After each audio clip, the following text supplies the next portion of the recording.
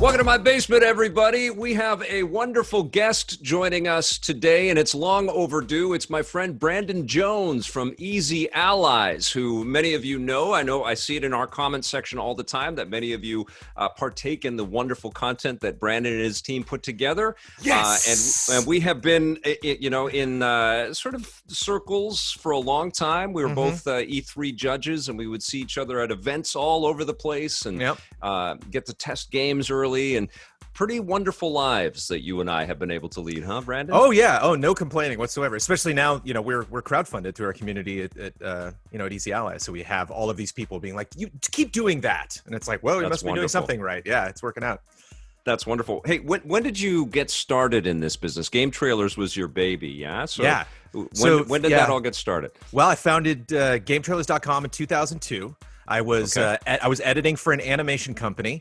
And I'm not trying to butter you up at all, but I to be completely honest, I would work all day on my, my editing job, and then I would get home, I would set up my laptop, I would get some mac and cheese, maybe some veggies, maybe I'd, some broccoli or something, but I was, eat the same thing every night. And then I would sit down and I'd watch you and Tommy Tallarico be goofballs while I updated GameTrailers.com.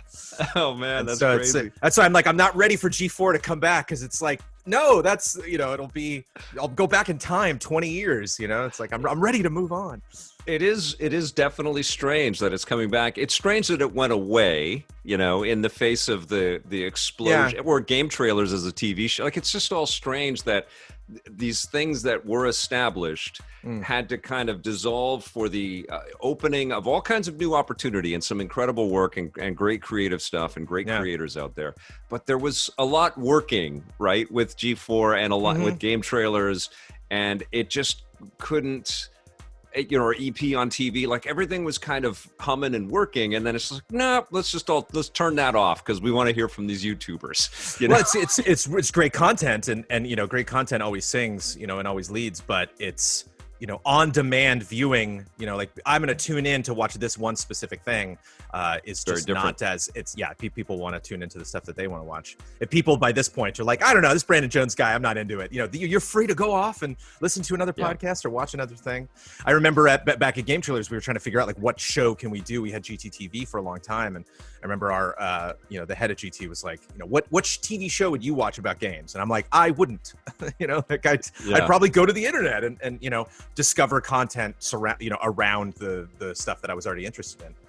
It's very interesting because, and I was kind of in the trenches fighting that battle because I would have broadcasters say, like people that play video games, they're already on a TV playing video games. They don't really care to learn more about all of this stuff. And I would sort of say back to them, and then I would learn through my career, it's like, we're not really just trying to get those people, with this content. We're trying to get the people that don't know about games or don't really make time in their lives to find on-demand stuff. They're just trying to entertain themselves and get lost when they sit back on TV. And that's the kind of content that you want to make. And those are the kind of people that, and what's surprising to me is how little the video game industry really does to bring that group of people in. They may be latent consumers or late to the table consumers, but there's certainly there's more of them out there than there are people that actually play games or actually spend money on games.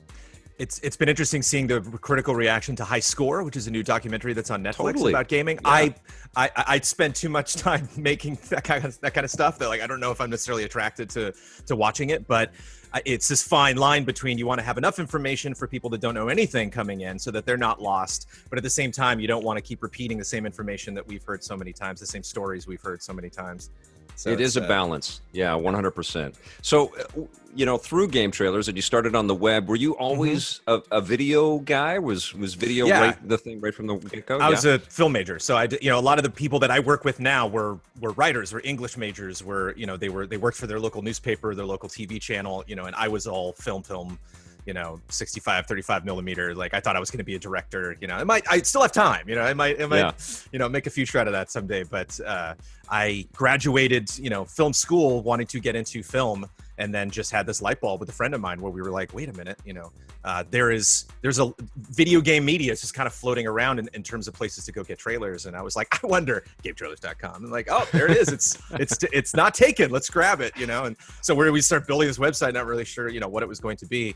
But I knew that I was, ever since, I saw Pitfall on the Atari 2600, I was just like addicted to games. And my brother and I saved up our allowance for an NES. And I knew graduating college, I was like, games are just going to demolish any career I try to start. If I go into acting, which was a passion of mine for a long time, I'm going to miss so many early morning auditions because I'm going to be like up all night, before playing GTA 3 or whatever. And it's just, so getting into this and all my film major friends also played tons of games, and so it was just something that we all had in common, and so it was really exciting creating content, because we thought we were going to make trailers for people, like that would be our thing, and we got into that a little bit, but having clients is not fun. It's having different. too many cooks in the kitchen, these projects would just drag out, and ultimately we would be producing things we weren't really proud of because they were very consumer focused, and we were just trying to make our clients happy. And so we were like, wait, we can maybe make our own stuff, and then we're our own bosses. That's great. And so that's what became a passion, and I haven't stepped away since.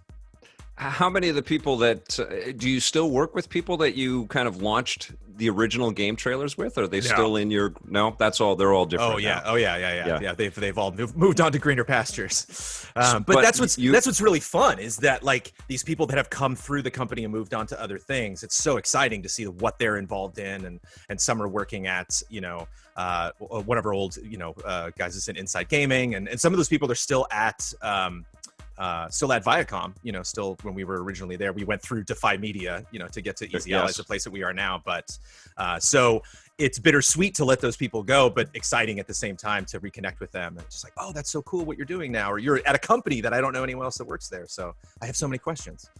That's awesome. And obviously you picked up a whole bunch of people along the way, and you created allies out of them. And out of the Game Trailers is still running. Are you still a part of Game Trailers as it exists today? Like I still see it's just if you go type in GameTrailers.com, it takes you to the YouTube channel, which is managed by IGN. And every now and then I knock on their door like, hey, what about this show idea? Or hey, if you need any voiceover for something, I'm your guy. We'll see if that bears fruit one of these days. So they own that, and they can do what they want with it. Okay. But through the eras of Game Trailers, though, you met all kinds of people, and then out of your relationships and out of what was made of Game Trailers, you guys created and crafted this whole idea with Easy Allies. Yeah. I would say, Vic, the number one person that was very instrumental in Game Trailers that I still work with a lot is Geoff Keighley. He managed, Game Trailers for like 8 months. He came on once Shane Satterfield left. And then Ryan Stevens took his role after him, and working with Keighley on All Access and all his E3 coverage and bonus round. And like, I learned so much through that guy. And so that's been really fascinating, seeing, all the opportunities he's created for other people, all the cool stuff he's done. He's amazing, right? Yeah. Good He's a good dude. Totally. And he's got like this steel trap kind of mind around it, right? And he's also a guy that seems to know everything that's going on with everybody across the whole business. If I ever want to know, like if I hear the murmurs of a rumor about something and I want to know what's going on, I just text Geoff and what's happening over there? And he knows, he knows somebody, and I know a lot of people, and I know you know a lot of people, but there's something like Keighley is just tapped in, He is I remember this grand wizard. There was one E3, I've worked with him a couple times on E3 coverage since I've been at Easy Allies, and there was one time we did the pre-show and the post-show on something. I think it was Bethesda or something, and they announced some game, and he's on his phone, and he just looked up at the screen, and he was like, oh yeah, I played that last year. And I'm like, yeah. Yeah, he does rub it in sometimes. He's like, where have I heard of that game before? Oh, right, when I played it. It's like the PlayStation 5 controller. Of course, Geoff has got the PlayStation 5 controller in his house. Smells good. Yeah, of course. It's crazy. Okay, well, you tell me a little bit about launching Easy Allies, because I apart from what the name suggests, I can imagine it was anything but easy to go out there with this concept and sort of trust into the world that the financial support and viewership support was going to be there, because the media industry has just changed underneath all of our feet. Talk to me about the launching Easy Allies, what you learned at the time and what you've learned since then. Well, one of the best things that's so different, Vic, about Easy Allies compared to GameTrailers is, like, we had bosses at GameTrailers, whether they were Defy Media or Viacom, whether they were friends that I had. One of the owners of GameTrailers back in the day was like a family friend, like that. I knew him all my life. But I was still trying to please them. I was still trying to think of, creating content that was interesting for me. That was always the beginning of it when we started. But then over time, it was like, okay, what can we do that will perform? What can we do that will impress them? And this whole idea has changed ever since we started Easy Allies, because we had the mentality going in, we don't know how big this is going to be. They're going to tell us, these people coming in, supporting us. And 4 years later, we're in the same spot. We had a lot of people, that have left and gone on to support other content creators. There's so many more Patreons existing now than there were even just 4 years ago when we started. And so we'll get exit messages from people who are like, hey, I'm going to go support What's Good Games. And we're like, do it. That's great. And so it's interesting to try to modulate this thing in terms of how much support we're getting.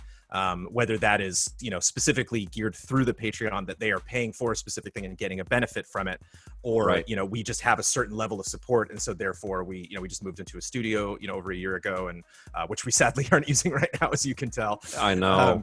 But again, it's the question that we can still use that studio, which is a fantastic storage space right now. It's really, really working for us well. It's housing all of our tchotchkes. But just this idea that we're so much more connected to the community than we were at GameTrailers. And it makes me feel bad that was not really my priority. I would just go into the voiceover booth to do VO, and I would go to my desk to edit stuff and go approve other videos, and then, rinse, repeat. And now so much of our content is taking questions, taking, suggestions, and, whether that's the game that we're playing or the topic that we're covering. And that is really nice to be connected to the community, and also nice that they do that work for us.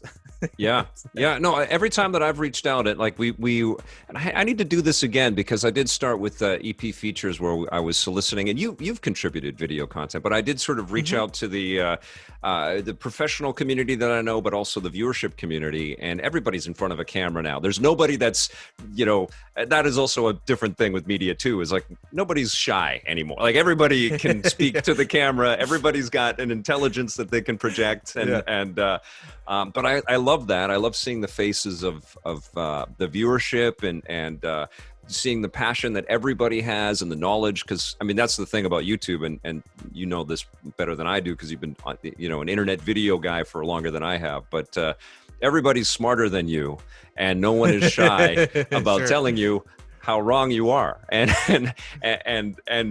how wrong your opinion is, and how disparate it is from theirs. But and that's stuff that I have had to learn over the last 5 or 6 years, as we shifted from just sending out a TV show and hoping everybody was digging it, and I'd see a tweet pop up every once in a while, to instant feedback, and everybody's sort of playing along as you go. Do you? And I know you've done content in sort of both varieties, or in a bunch of different ways. Is there a type of program that you like to create more? Do you like to just write something and send it out there, or do you enjoy this, streaming kind of reality that we're in, or do you like mixing it up? There's not really one thing that I like to get rest. Whenever whatever lets me get a couple extra hours of sleep, that's it tends to be my favorite thing I did that week. But I came from live theater. I did, started doing, children's theater when I was like 6 or 7. And it was really up until my freshman year of college that I finally stepped away from that. And then I still did shows. I still did like a musical hero play there when I was in college.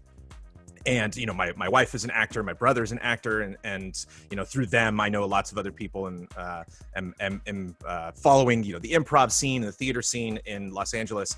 And so that really excites me, that there's not a ton of that. Like, you go see movies. Remember movies? Remember, Vic, when we'd go see movies in theaters? Yep. Every now and then, I don't know if you've seen these, but you would get a trailer for like live theater. They would be like, oh, we're going to host this opera on this channel. You can come to the movie theater and see it. And I'm surprised that hasn't really blown up on Twitch yet. Like Hamilton's on Disney Plus now, and so like we're just kind of starting to see that. But my wife is in an improv troupe, and so she's starting to do like Zoom call improv, where they like have backgrounds that are the sets, and they have one person managing what camera we're looking at, and like that's amazing.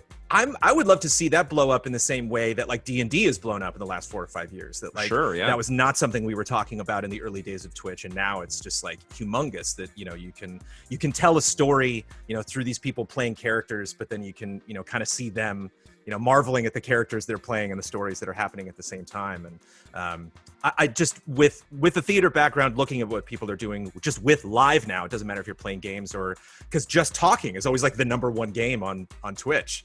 People just hanging out and connecting with their community. And so I think live excites me the most in terms of looking at the beginning of the century, seeing how far we've come with video, and now I look at live and I think we're going to kind of see the same. I mean, it's blowing up. I mean, saying live is a big thing now is kind of silly, but I just think we're going to see people do stuff with it over the next couple of years that we haven't seen. See stuff get more popular.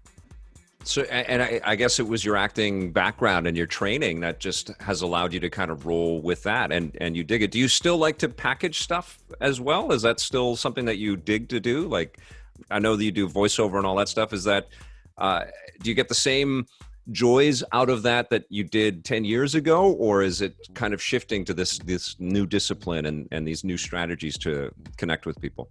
Yeah, that's what's really great about working with the 7 other guys that I work with is they're always surprising me with stuff. And so like, I can definitely be stuck in a rut with wanting to do the same thing. If I have a full schedule of things, it's like, okay, I'm not gonna, it doesn't leave me a ton of room to really think outside the box in terms of like creating crazy new content.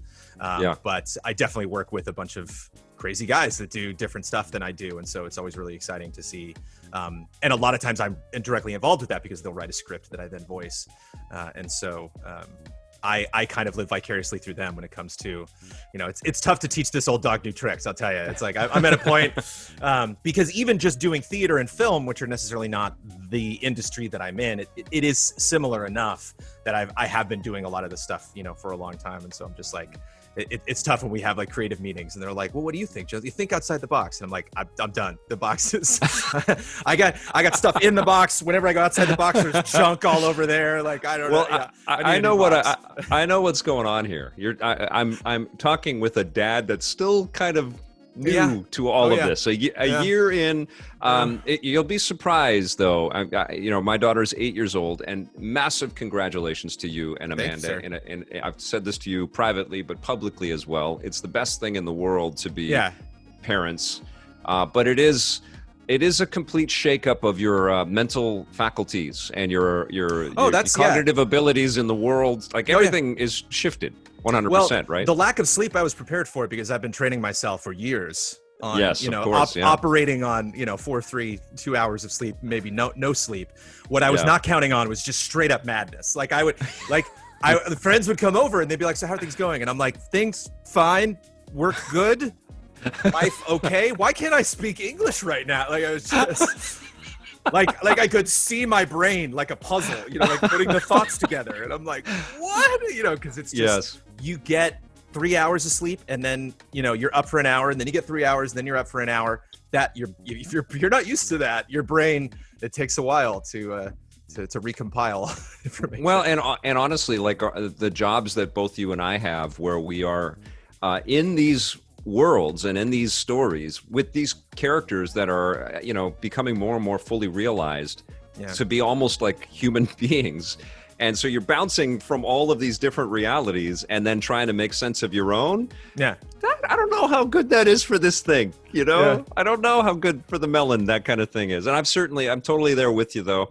And one thing I'm going to tell you, and I know you hear this from every parent, is just how speedy and quick and how fast all of this goes. And then before you know it, your kid is better at games than you are.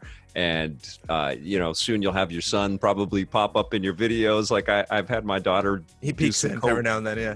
Yeah. It's amazing. Right. And, but yeah, you're it's like a totally different you, and just like your son is going to be a different person from week to week and year to year. Yeah. You are also rapidly changing through all this too. We had a major milestone the other day, Vic. So we have a bunch of books that we got for him. Some books we got, some books from friends, some books hand-me-downs from other kids. And one of them is Bedtime for Batman. And it's it's a hilarious book. It's in the the Bruce Timm style, and it's a kid getting ready for bed, and they're paralleling him getting ready for bed and Batman getting ready to go fight crime.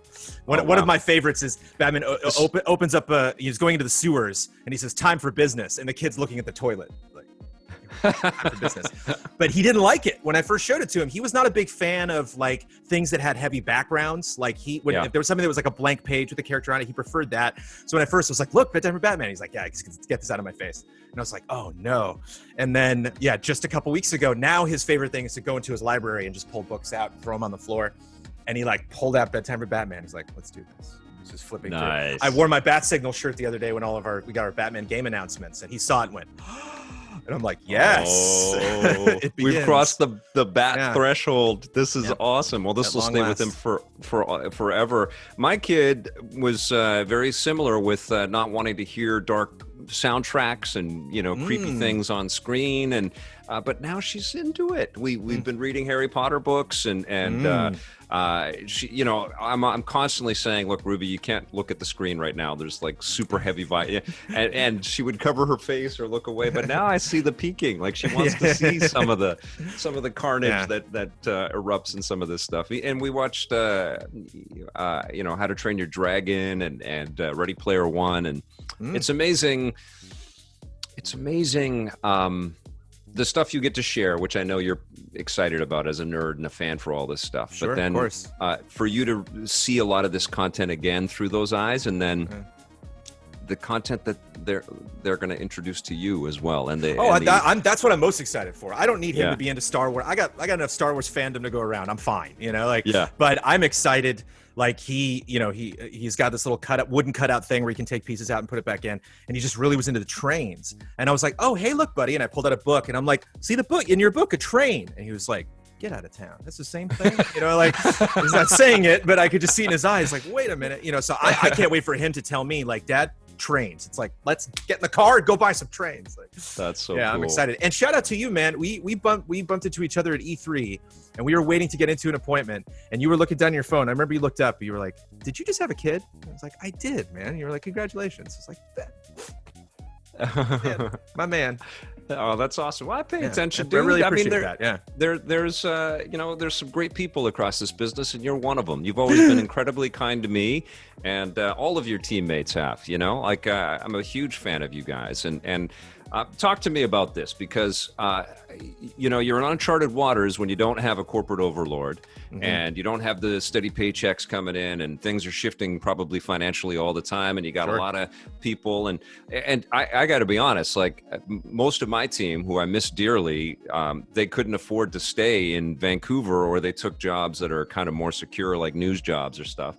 And I've sort of plotted and toyed with the idea of maybe we could sort of gather a group together and try a Patreon thing.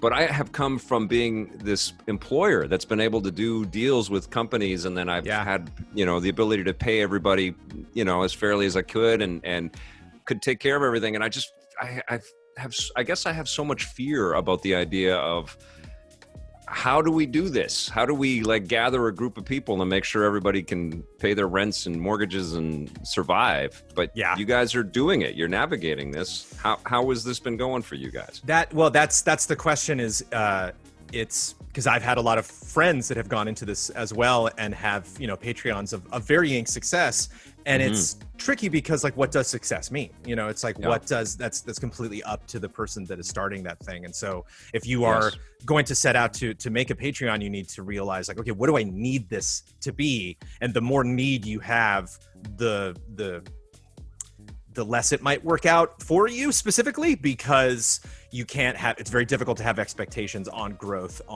especially this year where everything is so topsy-turvy to you see things moving up and down, and it's really tough to try to figure out, okay, why is that happening? What can we do to maybe correct it? And is that something that we're willing to do? Is that something that we need to do or want to do?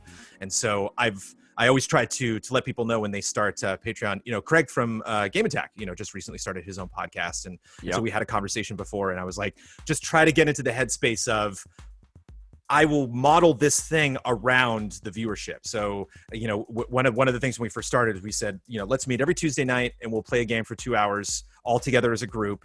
And then we'll do a podcast after that. And then that's it. Like, that's what we'll do for free. And then if we don't get past that on the Patreon, we won't do anything else, and so everything else has kind of been built onto that. So as long as you can have a base that is manageable, that you're willing to do for free, then I think because you have to produce something in order to attract people. It's not, you can't put everything behind a paywall, because then I don't necessarily know what I'm paying for. Yes, and so it's just setting those expectations is the tough part. But once you start to get traction in there, and this is the thing that I conceptually look at is the stuff that you produce that only the patrons will see. There's so much thought has to go into that to make it, and so I mean, that freaks me out as a creator. Right. It's like I've never had to think like that. It's like, well, how do I've just made stuff and shared it, and so consequently, like I don't have, like, we have on our channel we have EPN members, which thank you to everybody that is supporting us with that. But I haven't done emojis and things, because I can't, like, if I'm going to make things, I'm going to be making content. That's the way that I've always thought. So but I know that you have to do a lot more than that when you're creating content where you're reaching out to the people. And when you're building stuff, is that where you start? Do you start with, well, this is going to the the tier of people that are helping to support us, and this is our best stuff, so it has to go to them? Is that kind of the way that you guys think about it, or how do you do it? Yeah, it totally goes around and round, because one of the things that's exclusive to our Patreon is our spoiler stuff. So the last one we did was Ghost of Tsushima, and 3 people from our team had a conversation about that for like an hour, about just a complete spoiler conversation. They don't have to worry about upsetting people, but that is for just $1, wink. Patreon.com/EasyAllies. And so I get comments a lot on our shows where people are like, that's your best content. That's the stuff that people really want to see, that they're waiting for. Why put that behind a paywall? And it's like, well, at the same time, why put something behind a paywall that nobody wants to see? It's gotta be something that you're like, I gotta know what they thought about the ending of Final Fantasy VII Remake. I gotta know. And so, a lot of times we'll have people being like, all right, I'll give you $1 for a month, but then I'm out. I just want to know, what you thought of, the last Assassin's Creed, and then I'm done with you guys. So we just always see a huge spike whenever we produce one of those. And so there's no question to us that that's a smart idea, or that's an appropriate thing to have. But I think in terms of stuff that's exclusive behind our Patreon paywall and the stuff that we produce publicly in our YouTube, it's like, maybe 5% of our content just goes to patrons. Like the rest of it is, and a lot of that stuff is very specific. Like Daniel Bloodworth has a gaming book club that he does, and that is a very intimate group. But we definitely appreciate their support at that level. Ben Moore does a exclusive D&D campaign to like 3 people. And that's so cool. And so it's interesting. It's like, I'm sure he would want to bring in more people at that tier so we could make more money. But at the same time, I'm sure he really enjoys this group that he's been taking through this this journey for so many years. And so it's an interesting give and take in terms of like what we're willing to do to get more people in, and what we're willing to do for just the like reviews, for example, would never be behind a paywall. That's something that's we're looking forward to reviewing something. We hope we get a lot of numbers on it, but that's not why we're doing it. We're doing it because we're passionate about it. That's your bread and butter. Yeah, that's what you guys want to make, right? Like that's the stuff that you show up every day to work on. How much of your conversations with your team is kind of about the business that you're building together? Because now you guys are all your own bosses, and you kind of shepherd your own vision with this. And I think what a lot of people don't recognize around media creation, especially when you've got a group of people, is that there is a layer of, it's management, but it's a layer of communication that needs to be persistent and constantly learnt from and taken care of, which is time and it's commitment. And so I'm wondering, have you guys got a shorthand? Is it easy? Like, do you take like weekly meetings or monthly meetings? And we got a big monthly meeting. Yeah, that's actually this Friday, where we'll look at September and just plan the entire month out. And then it can be tricky as a manager looking at the group, because so much of the best type of content that we produce, for example, Ben Moore has a show called Don't Skip, where, he wanted to cover things that weren't necessarily reviews. He's like, I don't want to put a score on this. That's not the point. He's like, I just want to tell you, you might not realize this game is great. I think it is. And so he created the show around it.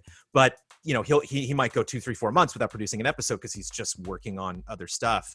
And then he's like, I love Destroy All Humans. I think this remaster is really great. I really want to do something on this.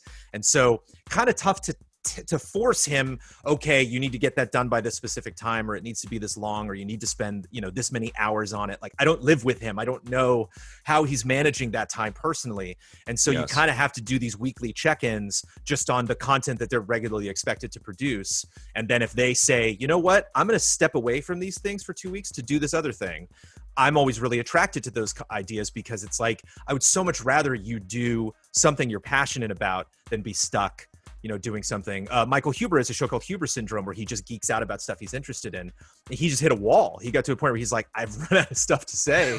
And so we all kind of got together and collaborated, and we came up with a fun idea, and we did a special show for a couple months, and then he went back to his old show. And so it's a little bit of both. It's like, I think reviews are the time we really, because that's when we have embargoes and expectations on us. And so that's when we can kind of, ring the dinner bell and be like, okay, time to get that video done. But a lot of times we really, try to give each other freedom to explore stuff that we're interested in.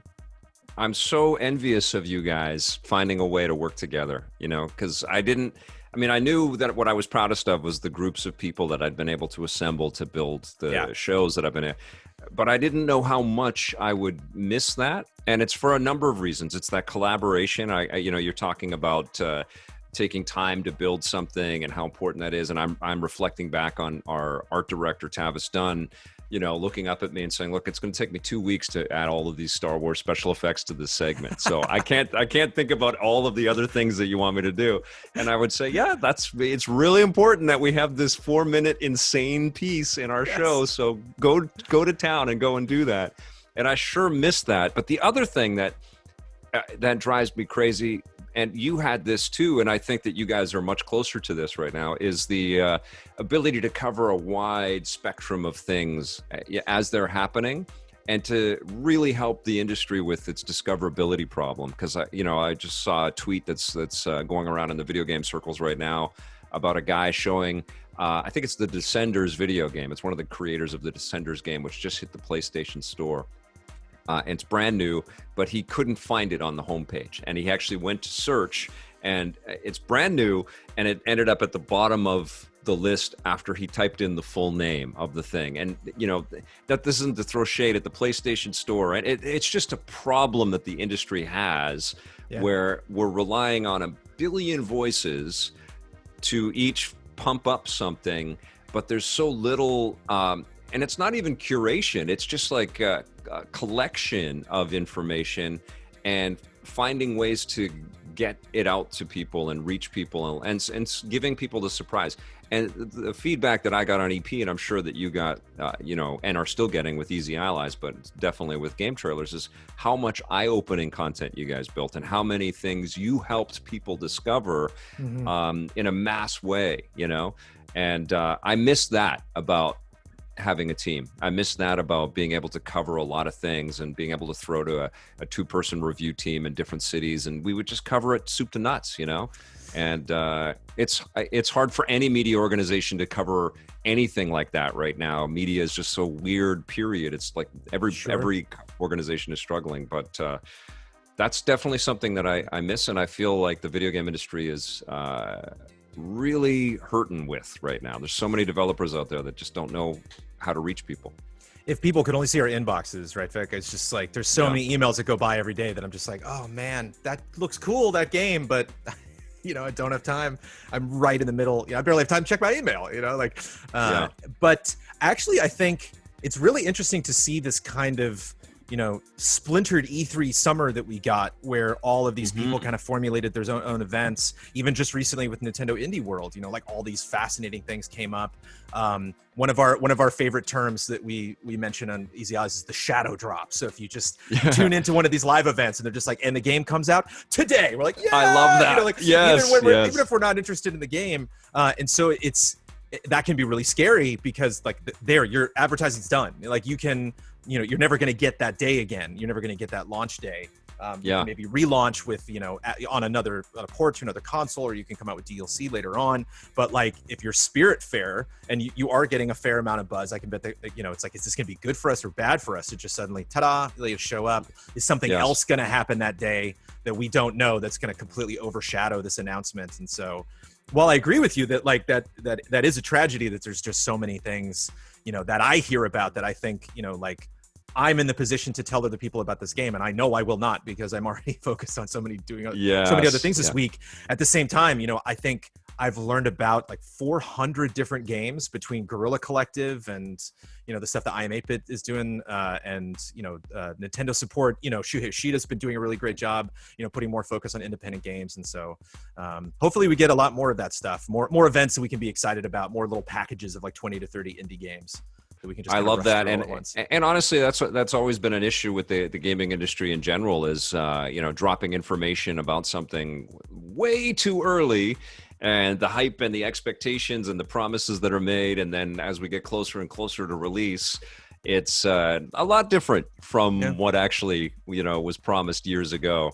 And there's something to be said with a couple of weeks before something is ready to sort of be in people's hands, is sort of revealing stuff. But it's a business that's constantly reevaluating itself and figuring out ways to kind of ring the bell and spread the word. Yeah. How has this year been for you and your team? How have you guys been able to? Has it been a total shit show, or has it been? Has it been okay? Did you just ask me how 2020 has been? What's the matter with you? Well, I know it's been crappy for all of us, but in terms of like making your stuff, how have you guys been able to deal with it? It certainly felt weird and bad when we first started out, and I thought I would add more, stress onto it by moving. I'm actually moving houses, which is sad because the room I'm in right now is the garage ECL I started in. So it's just like, some other people. Who knows what they're going to turn this space into? But right, I want a space with Spider-Man and Solid Snake and Batman in the background. I'm just in the corner of my garage right now. I can't wait to spice it up. But it is kind of a double-edged sword because we would if we could choose, of course we would want to be in our studio. We worked really, really hard to make that space really interesting, and there's so much tech that we added that made our jobs and our lives so much easier. But at the same time, it's always kind of fun to be challenged in your job. It's always kind of fun to try to make new content and see what happens. For example, we just did Daniel Bloodworth has a friend who's been a pilot for 20 plus years, and he was playing a lot of Flight Simulator, and so we chatted with him, and it was so much easier to bring him into the conversation and record something with him than it would have been for him to actually come to the stage. And so just like doing a show in the stage and maybe patching somebody in via Zoom or Discord wouldn't necessarily be something that we would do in the past, but maybe we're more inclined to do that now. I wonder, even after we move into the studio, if one of us because one thing that we've started doing that we haven't done before is kind of like an after weekend impressions video, because there's some games that like we do play that first weekend, but we're not really going to create a video around it. We're not going to preview it. We're not going to review it. And so it just kind of, we talk about it, but it just kind of fades away. So we're like, is there a conversation we can have where we're like, all right, admittedly, I've only played this game for 2 days, but like we're all excited about it. We're all talking about Fall Guys right now. Like what was our weekend like? And we're wondering, like, can we still do those at home in the future? Like, if we get back in the studio first thing Monday afternoon, is it okay if we record that at home? Like, would our community be upset and be like, hey, get at that desk, get in front of those nice cameras? Or can we kind of do a half and half when we move back into the studio? And so it's going to be interesting. I think anything goes, brother. I think especially since we've been investing in new mics, new cameras, new ways to make our home setups work better, and the possibility that this kind of mask wearing, social distancing era could be it's going with on us for a very, very long time. And so this is less like a phase we have to get through, more of a reality we have to face as dude, I was making a live show at the Vancouver Film School in their cafe space downtown, and I'd have an audience come out. And the cool thing is that this year I'd started to work with all the movie studios where they were giving me tickets to give to my audience, and we would all go and see an early release of a movie after the show. And it was coming together perfectly. And then this virus hits, and our last movie as a group was it was kind of creating like a little movie club, which I just loved that thing. It was like really like an actual face-to-face community. And we all saw Bloodsport, and nice. Somebody coughed in the back, and I was the movie wasn't that great, but I was just like filled with anxiousness. It's like, this is wrong. We can't go out. Wait, do you mean the Vin Diesel movie? Yes. Okay, that's Bloodshot, I think. Oh, Bloodshot. Yeah, Bloodshot. Bloodsport. I would love to see it. Oh, yeah, yes. Yeah, we never got into that. They like seeing classic things together. That'd be great. Yeah, but I sure miss that, because we were building totally a cool thing with audience members and the whole deal. And, all this hit in March, and March 21st is our anniversary. And so this hit right when we were planning, we usually do like a show, like a stage show. And I thought this year, I was like, let's do something where we actually bring our community into it. Let's bring them on camera. Let's play Mario Kart with them. Let's play Smash Brothers with them. Let's play Sea of Thieves with them. And so it was kind of tricky because some of our community's like, I want to come see you, but I'm not really comfortable being on camera. And so that was really exciting. So we've never done anything like this before. This is going to be really great. And then nope. And even just the weeks leading up to it, I'm like, we have people that already bought tickets. We have people that have already made plans that might not be able to get refunds, but is this worth doing? And now looking back, it's like, of course we should not have done it. But at the time, at the end of February, it's like, I have to be the villain here because I got to just tell everybody, no, sorry. I know. And so, dude, we lucked out. We got a trip to Southern California just before everything clamped down. We went to Disneyland and Star Wars Land, and I know that you're a huge Disney fan. We went to Harry Potter World, and I, that was like our last chance kind of getaway for a while, it feels like. Although stuff is starting to open back up. Are you one of these risk takers out there that would go and see a movie or go to Disneyland? Or no. And that's saying something, man. Kid. Disneyland is it for me. You talk about entertainment, we talk about games and theater and film, and so it's all about Disneyland for me, man. Disneyland is just the greatest. I know. I've seen you there. Dude, I was scrolling through video images to try to find pictures we're writing the letter to the homeowners of the house we're putting an offer on to be like, we're really cool people. And so we're like looking for pictures, and I'm scrolling through and I find the video I sent you talking about the 3DS in Galaxy's Edge. And that was the awesome. Last time I was at Disneyland, also to celebrate my birthday. I was like, But it's tough. It was so fitting that you were there. It was so fitting that you were at Disneyland and you were able to shoot that video. Thank you for that, by the way. That was so cool. That was fun. Well, we were talking about the 3DS, and the 3DS and Disneyland were a thing. Like I would go with my street pass and pass somebody from Taiwan and be like, oh sweet, like that was miss it. Yeah, oh, totally. I'm just getting sad. Okay, let's cheer ourselves up here. And certainly, it's been a pretty amazing year for games, right? We've some games that have been able to lift us out of a lot of this weirdness and uncertainty, like Animal Crossing and Fall Guys, or incredible, totally depressing games like The Last of Us 2, which was able to, lift the medium up and the conversation up. But let me ask you, what have been some of your faves so far this year so far? If you had told me that I would be in love with Microsoft Flight Simulator in August of 2020, a year ago, I would not have believed you. I really liked the trailer. That was one of my big standout trailers from E3 when it debuted because it was so gorgeous. But I'm so surprised. We just went, we just drove, up north. We live on the west side, and we just drove up north looking at some of the houses we were checking out. The first thing I did when I got home is like, I'm going to go fly to Van Nuys Airport. And so I'm just kind of looking at the neighborhood like, okay, that'll work. But I love open world games. You know, I love. There's just some kind of. It's you know, it's easy to fail in that game. You know, you got to takeoffs can be tricky in some of those aircrafts, but it's so serene and wonderful and so crazy as an open world fan. You know what they've been able to do, remapping the Earth. I'm like tempted. I told Amanda last night. I'm like, I know I shouldn't fly to Hawaii, but I'm tempted to. Like, part of that seems incredibly boring, but also like really thrilling at the same time to just slowly see like the island come up. You know, because it's all real time. It's a sim, right? Yeah. It's going to take you the Pacific blue for like 5 hours. Like it will take you 5 hours. I don't know. Yeah. That's hilarious. Oh my God. I don't know. Yeah, I've loaded it up. It's beautiful, but I haven't done anything with it yet. I've just started to like dabble, you know. But what else have you been grooving on? I mean, this Saturday, to do a shameless plug, I'm wrapping up it'll be 21 weeks that I've done this, not straight because I took a couple weeks off, but every weekend I've been taking friend code requests from my community, and then I go visit their islands in Animal Crossing. And right on. And that's been so crazy because it's like a fingerprint, man, that game. Like every time you step off that, pier onto somebody's island, you really get a sense of like what they're interested in and what their passions are. And you see kind of the same materials being used, but they'll use it in a completely different way. A couple weeks ago, somebody turned their whole island into a pirate ship. And I was like, this is fantastic, and like they had their pirate gear on. They made me put on a pirate outfit. And like, I can't think of any game that would even come close. Even stuff that I've loved in the past, Dreams, Disney Infinity, where you could build your own stuff. It's just so much more tied to a lifestyle that it's less about a creative impulse and more about really representing who you are as a person.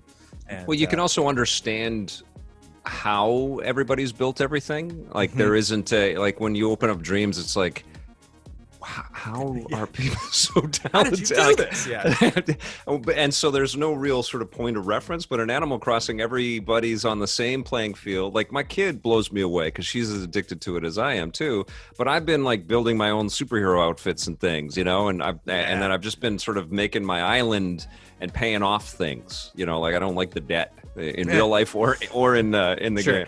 And but she's been like, she's got a massive wardrobe, but she's got different crazy hats and silly things, and she's caught every fish, and her island looks totally different than mine, and it is amazing, right? Like it's a form of expression as much as it is a way to just escape, Yeah. And I know it's just been said to death this year, but just when, the fact that we got that in 2020, when we got that game, it does not happen very often that things are timed, that strangely, where it's just all of a sudden, the world is ready to embrace something like that. I think Fall Guys is benefiting from that too, right? Because there is this gentleness to the severe anger that everybody gets while they play that, but it's like it's coded, that anger is masked in the puffiness of it all, and it's like, why am I feel dumb that I hate this much right now, but it's a pretty wonderful experience. It's a skill none of us had. Like none of us, there was no game we could play to practice for Fall Guys, that first weekend. And it was funny, I was talking to Huber on our team, and he was like, oh, it's a savage wasteland out there in Fall Guys now. He's like, people are grabbing right and left. They're teaming up. Yes, they are. Yes. But it's fun. Yeah. I saw somebody tweet, there's like the one memory game where like the fruit will be displayed on the screen, and then you got to make sure you're on the right panel. And one player, it was like orange, and they like went to a panel. Everybody went with them, and right at the last second, they hopped to the next one, and everyone fell down. Yes. They were like, and I think they tweeted. I think it was in like Japanese. They said cheaters never prosper. It's like, you gotta, don't go off the exam of the person next to you. Try to do your own work. That is one of the most stressful mini games in that game, isn't it? The memory one, because I mean, you see the sheep. You in real time, you see the people that just believe. I believe in whatever they're doing, and then bye. It's very stressful, and oftentimes you are that sheep. So has there been another one? Well, and a lot got delayed this summer too, and so I think you have something like Grounded, which is oddly addicting. Of just like we streamed that, and then by the end of, I think we spent like 3 hours streaming. We were supposed to play it for 2, and then this last Wednesday, Ian and Blood on our team went back to that save file that was on Blood's Xbox, and I was like upset. I'm like, but our base, and so I like messaged them after. I'm like, how's our base doing? They're like, it's good. We put in a basketball hoop. I'm like, I didn't know that was in the game. I gotta play that. I've downloaded it. I have not opened that up yet. I'm psyched to check that out. It's the same thing with Flight Simulator and a little bit with Fall Guys. It's that wonderful sense of discovery and the fact that we can all do that together. And so I've had a lot of people that tune into my Animal Crossing stream that are just like, I don't get this game. What's going on? And it's like, it's hard to describe being excited about a table. Like, I don't know, like I have like a very creepy downstairs in my house. And so I'm just like, I put like the wooden table and I painted it black, and I'm like, it just doesn't fit the aesthetic. And then I finally got like an antique table, and I was like, yes. So you create your own dumb dreams and the stuff that you're excited about. And it's kind of the same thing. And Grounded, where we were just running around, and it's like, I need this kind of plasma, or I need this goo, or this something that I need to glue to put this thing together. Like, oh, I found it, and just like, okay, get back to base. Like, it's fun. So, even Sea of Thieves we played the other day, and we were just cackling watching this, because it's anything that can connect us right now, I think resonates just a little bit more than it has in the past. There's parallels into what we were talking about with streaming content and the world that we live in, sort of in the gaming media consumption kind of space, and these streaming successes, like this idea of sharing the community story around the crafting and the world building and the collection of those experiences. It's funny, right? And obviously Fortnite and the battle royale craze. It is this. It's a whole different era that I don't know if you or I 10 years ago would have predicted that would have been sort of the upper echelon of game consumption these days. I don't know if Epic Games would have predicted it when Fortnite launched. Yeah, no, they didn't. Certainly the way it was structured, and it did not seem like they would. It seemed like they just kind of like grabbed onto that comment, and they're just like kind of holding on for dear life. Is there another? Did you eventually get back to Ghost of Tsushima? Did you play? No, it's not your game right now. It's still waiting. But I mean, that's the thing, is everything about that game is so my jam. The time period, open world, riding a horse, meditating and writing haikus. It's just a lot. There's a lot that speaks to me.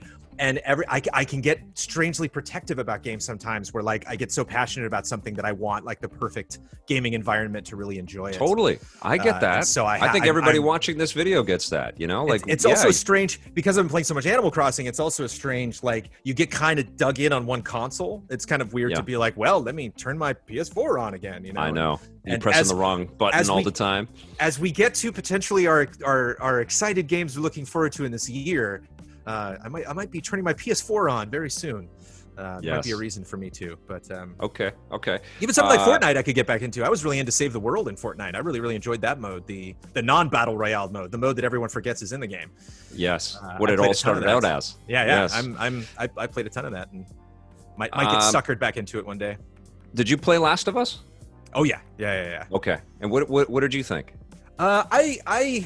It's hard. I think the main struggle for me with Last of Us is it's hard watching characters you care about be dumb. Yeah. And like Last of Us 2 kind of drags you through that, where you're just like, no, like it's one thing you watch a horror movie, you're like, okay, in 45 minutes this will all be over and I'll just be able to, I just saw Midsummer too, and it's like, don't get on the plane. But like, so it was tough, like controlling these characters going through. It was almost like one side of my brain was like, woohoo, crossbow, and the other side was like, no, just you don't even go into that parking structure, just turn around, go home, appreciate what you have. But at the same time, there were, I think just the environmental storytelling was really what just rocked me with that game. And it seems so different, like on a BioShock level, that just not a lot of people are doing.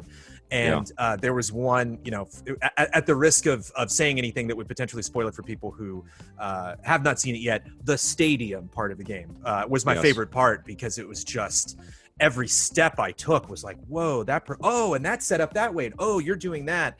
And it's one thing to look at a picture or even just see a video, but you like walk through an environment and you get a sense of like what life is like for everyone around me. And just being informed that way of it through a story just kind of reminded me not only why games are great, but why Naughty Dog is just so damn good at what they do. They really are, yeah. And it's so interesting to see what they're doing next gen. What they're going to do. Oh, what they, where they take. Well, I mean, this will be next gen. I'm sure this will be a big PS5 game, the remaster of this game. And I'll play it again. I played Last of Us remastered on PS4, so I'm psyched about it. But it is, and I'm sure you talked about this too. It just sort of calls into question, like, I'm sure. Well, I don't want to put words in your mouth, but I just feel like the art form of telling stories in games is just so. It's been all about potential for so long. Yeah. And those of us that have been into playing games have been able to sort of taste that potential and sort of see it realized in titles like BioShock. And it isn't really just about comparing and contrasting it against other media, but there is something innately otherworldly and profound about being able to inhabit these characters and inhabit these worlds. Mm-hmm. Especially if it's done with an intelligence and a maturity like what we see in something like BioShock or we see in a Last of Us game. It just can't be matched, And then when you think of it being sort of distilled into a linear story, it can be done, and I think it can be effective, but I don't know if it can be matched, Like there's something like next level about all of it. And you despite your best efforts, you could be turned into a meme. Like I remember, I didn't laugh at the time at all. I didn't realize what I was getting into, but I had advanced copy. I think I reviewed the game at the time. I can't remember what COD it was, but the press F to pay respects. I played that cutscene and was like, yeah, sure, F, whatever. And then realized later, everybody was like, what? It's like that was an effort made to. You're at a funeral, to bring you into this moment and make you feel like you're actually interacting with something. But it's just once you get down to those fine emotions, once you get to these really raw feelings, that this medium can offer us. It's so easy to be pulled out of it. It's so easy to make fun of it. And so it's such a fine line, when you have developers that are really writing that, I respect. Like the work done on the last God of War. Like I played the first God of War and then didn't play any of the other ones. And I was just not really interested to check them out. And that still resonated so much with me when I played that game. My jaw hit the floor at all the big story moments. Just because it was just done really well, And it was beautiful, And not only done well as a quote unquote good story, but a good story that knew what it was, knew what characters it was talking about, knew what type of game it was, and it all worked. And so, I mean, that's one of the reasons, Vic, that I don't review movies, I don't review comics, I don't review TV, because games are just so damn exciting. Like you every year you get good examples of those other mediums, and I think TV is crushing those other things right now. I think TV is really, really strong, but it's so exciting. Spiritfarer also, for example, this game about loss, about death that can make you happy, but also you can help you reconcile with these emotions. It's a privilege to be in the position that we are in, to even have my opinion mean a damn to anybody when it comes to the work that these other people are just pouring all of their heart and their time, years in. These two Batman games that we just got announced, the Suicide Squad, what's that been in development for? 7 years? I know. It's crazy before it comes out.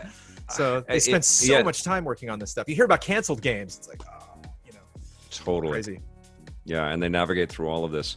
There's something about that review thing, and I know that you know this from reading magazines and watching us when we were on TV back in the day. It's not so much about like your purchasing decision. It's about the reveling in that passion. It's about sharing that, because like I reviewed The Last of Us Part 2, and people are still discovering that review after they finished the game, and they're still wanting to, and it happens with you guys as well. It's like years later or months later, people are still kind of trying to celebrate with you a little bit, which is a cool part of the job.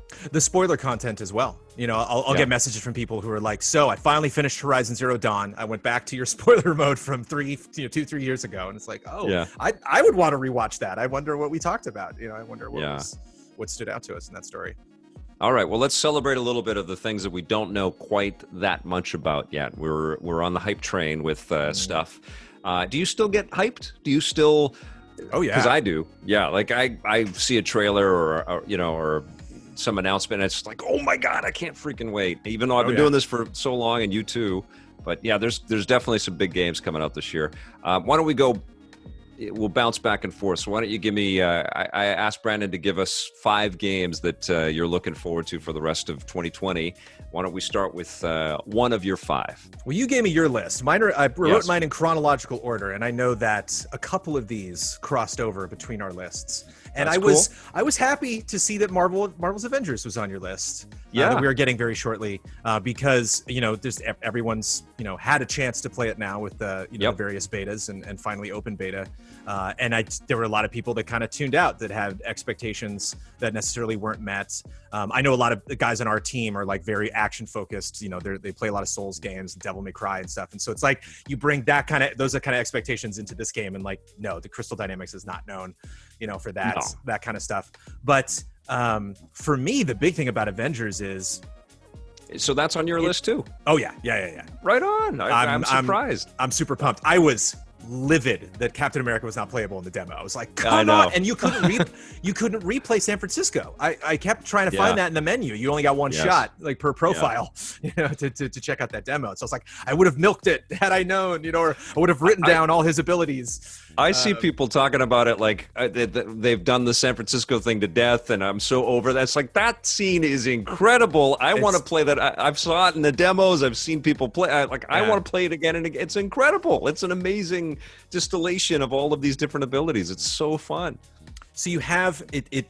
It's fascinating to me, the perspective on producing comic book video games. So you, on like one end, or if you think of like a diagram that like fans out, the finest point would be Insomniac Spider-Man. So you have one character, one set of villains, one city, one location, one storyline, and you can really drill in the Arkham series. You can really focus on just this one character, bringing them to life, being true to them, casting like all the right, voice actors, to portray it. And then you have something like Marvel Heroes, which is just like, hey, as much as we can throw at this, as many different crazy people we can come in, that's where you go in and you learn about Squirrel Girl and other people that you might not know about in the universe. And Marvel's Avengers is kind of in the middle there. It's like it's trying to go for the AAA epicness of something like Insomniac Spider-Man, but it's still trying to give you the choice and to differentiate people, to differentiate the characters enough so that you get a sense of like, okay, I'm more of like a tank type player, more of a warrior player, so I'm gonna focus on Hulk, or like me, like I love ranged, so like I'll be in the back chucking my shield or hitting people with the arrows as Hawkeye. So, and I just.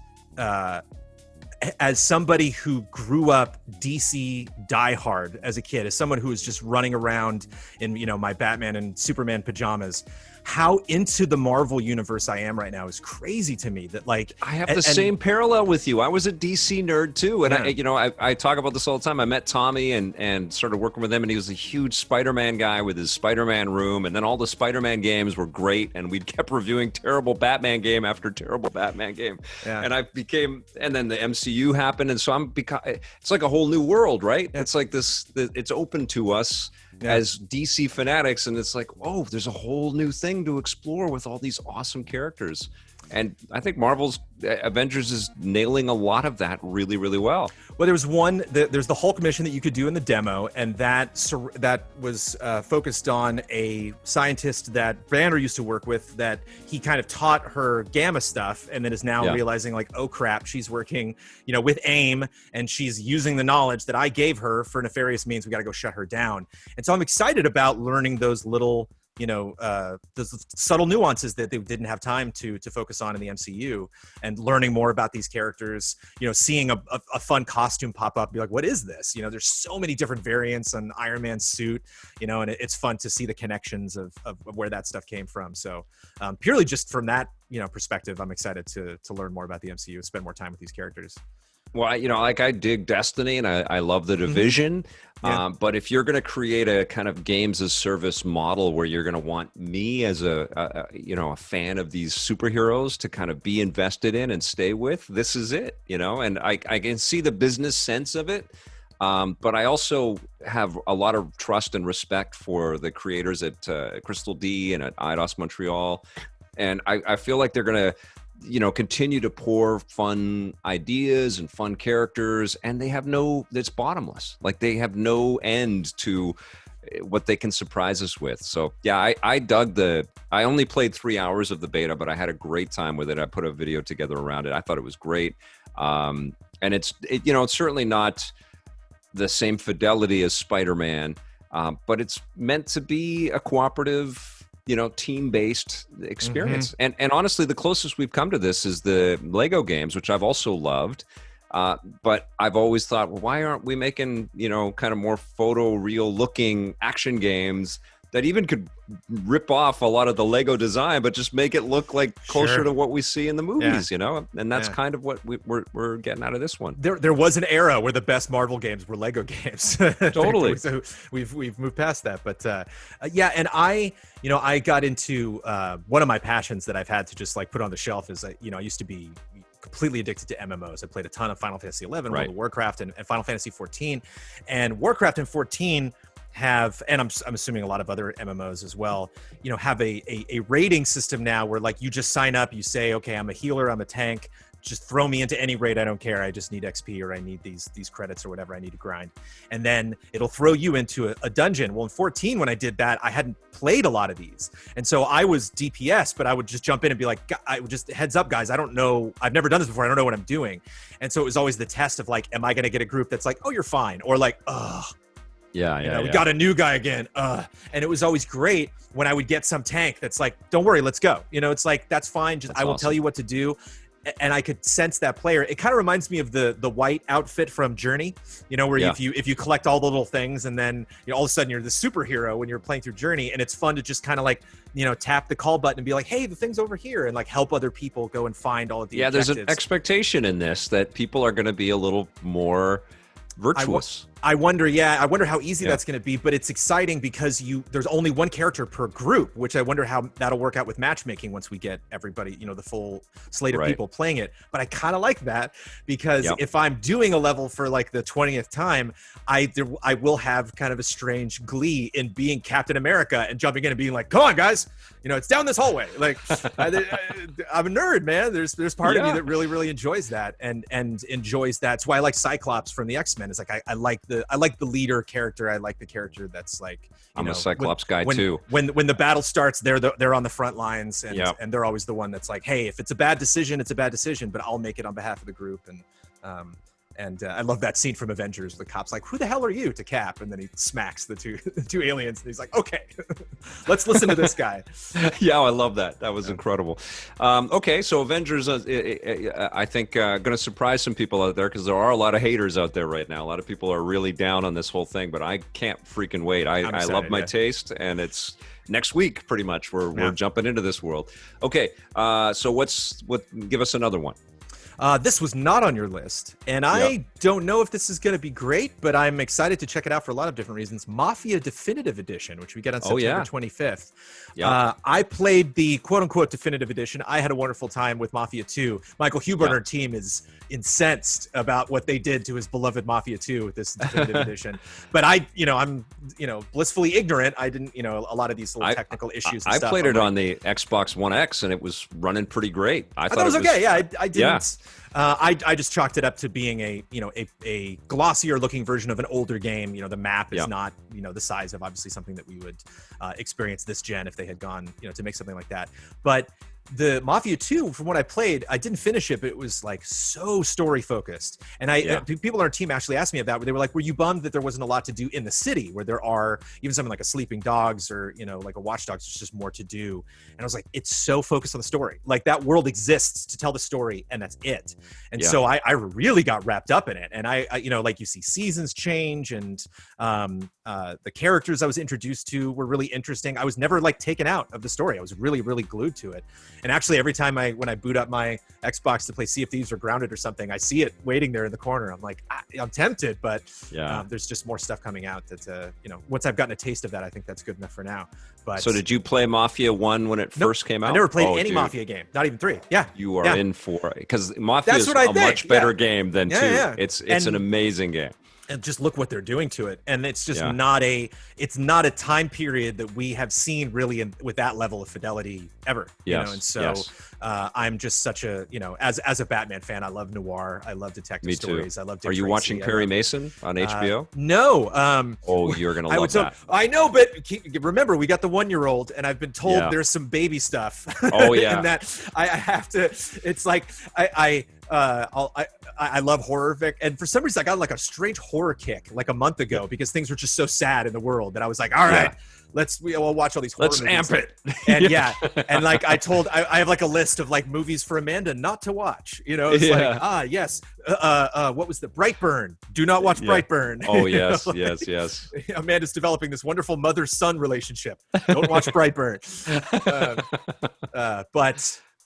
But yeah, that definitely speaks to me, and the cast of that looks absolutely incredible, of Perry Mason specifically. But I just that world, I can't wait to jump into, and I'm really curious. And it's so wonderful to get an opportunity like this to experience a franchise that you haven't at all.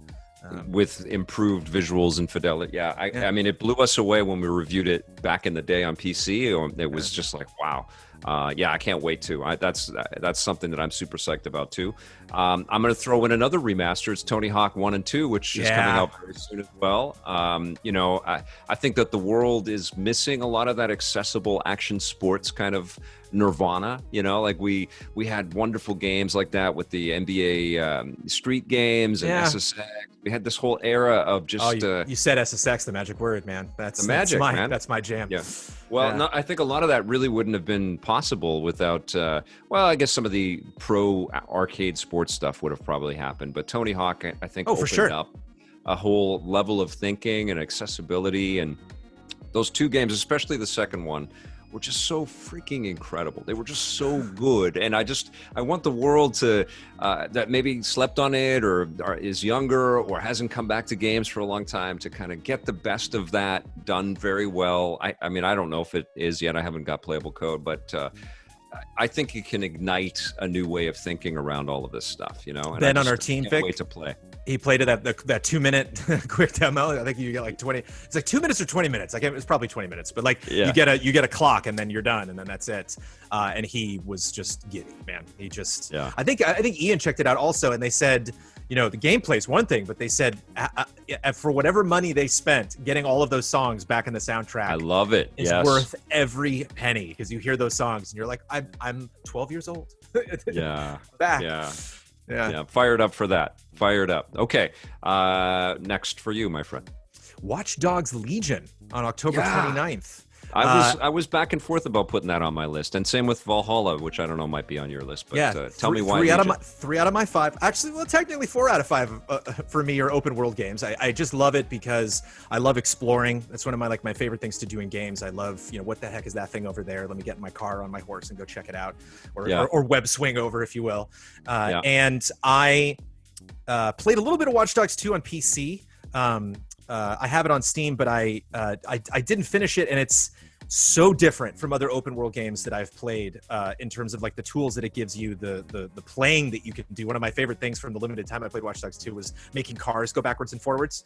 I would just hit every parked car and just boom, boom, boom, boom, boom, and like make them all just drive off, and like and so it's a sandbox, but everything is a toy in the sandbox. Yeah, everything is very attractive for me. I just did not make the time to do it. And then I put myself forward to preview Watch Dogs Legion because our big Watch Dogs fans on the team, Michael Huber, is only just a little bit bigger fan of Assassin's Creed. And so both those previews were happening at the same time. So I was like, all right, you go play Valhalla and I'll play Legion.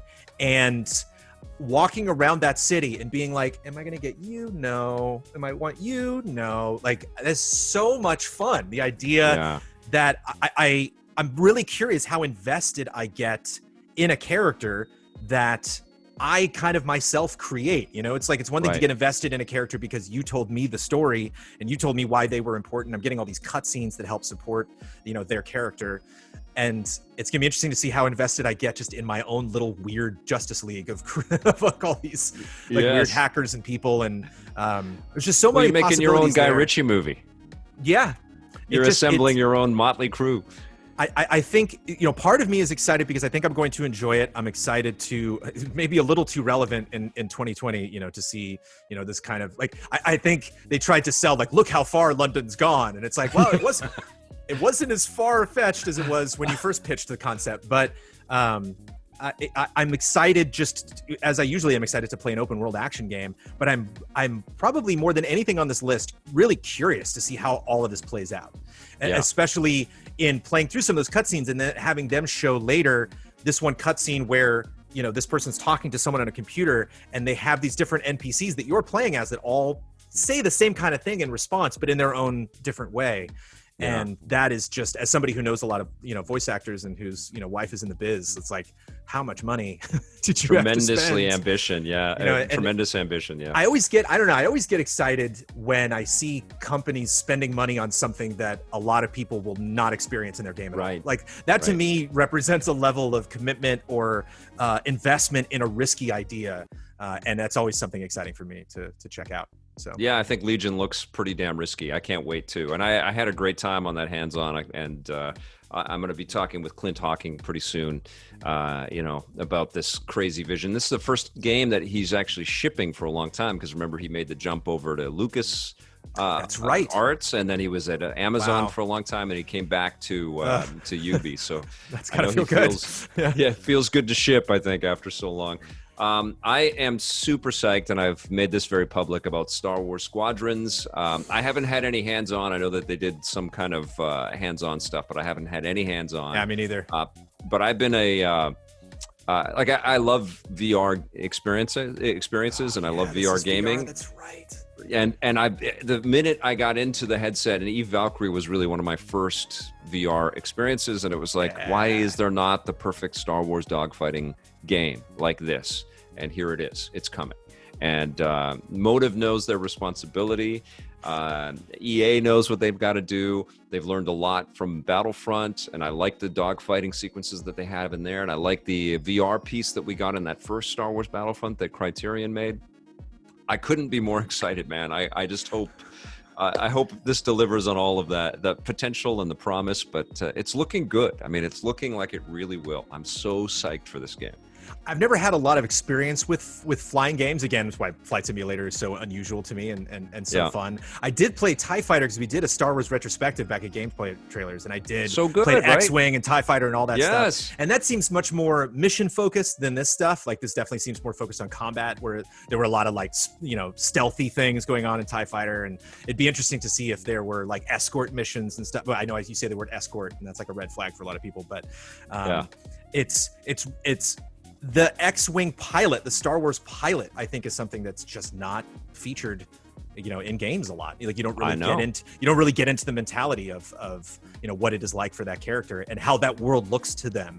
And so have you played any VR flying games? Have you done any of that stuff at all? Yeah. I played Ace Combat 7 and Eve, you know, and because there's something about being able to look out your window and look up at the guy that you've got to reposition to target, or you'll see them swoop. It's so insane. And the fact that you can be, you know, comfortable and seated, but still going in hyper velocity. That's the crazy thing. Amazing. Yes. I can't remember what racing game it was in VR. Racing games for me in VR don't work because all it takes is just one little miscalculation, just one thing where I thought my body was going to move one way and the camera moved the other way, and then and I've really worked my way through those sensations in VR, because like when I first started to check out VR, like when it really started, you know, when Oculus came out and it started to come back into popularity a couple years ago, I started feeling that way, and I was like, okay, I gotta, like, you know, like a muscle, I gotta work this because I really want to check out these experiences, and I've gotten more comfortable.